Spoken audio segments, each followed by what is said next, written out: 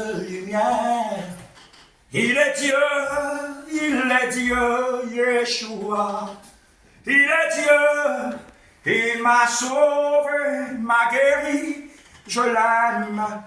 Jésus, je t'aime, toi mon Père. Il a payé un si grand prix. Un prix pour mon âme, un prix pour mon salut, un prix pour ma délivrance. Par ses meurtrissures, je suis guéri et sauvé. Le châtiment qui me privait d'être libre, qui me condamnait, qui me liait, il l'avait crucifié sous la croix, et ce une fois pour toutes. Il avait crié, tout est accompli, tout est accompli. Je ne sais pas ce que tu vis, mais je t'annonce que Dieu avait dit, tout est accompli. Il y a une grande joie quand on quitte deux Écritures à la révélation. Plusieurs sondent les Écritures en pensant trouver en elles la vie. Mais il n'y a pas la vie dans l'Écriture. Il y a la vie dans l'Esprit qu'il y a dans l'Écriture. Le Saint-Esprit est dans l'Écriture. Mais quelle est la position quand tu médites? Quelle est ta position pour que le Saint-Esprit te révèle ce qui est caché dans l'Écriture? Le nom de Dieu est tellement bon. Il est amour et je l'aime. Il m'a aimé de même qu'il l'avait dit. Car Dieu a tant aimé le monde. Il a donné son Fils unique. Afin que quiconque croit en lui ne périsse point, mais qu'il ait la vie éternelle. La vie éternelle, c'est qu'il te connaisse, toi, le seul vrai Dieu.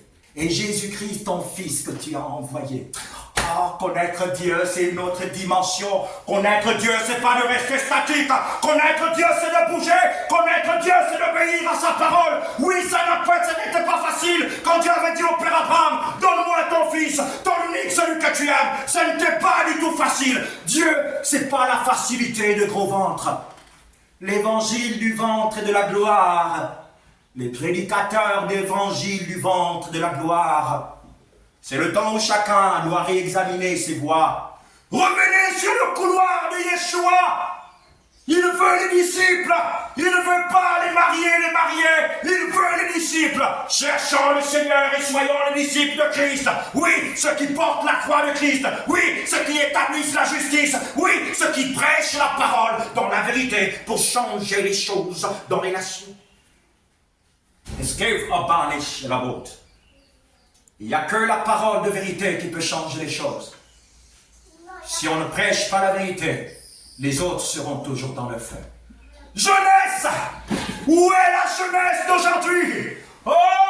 Les jeunes suivent les vieux! Mais c'est pas ce que Dieu dit! Les vieux ont prêché et nous sommes rentrés dans l'intimité de Dieu par sa parole de vérité.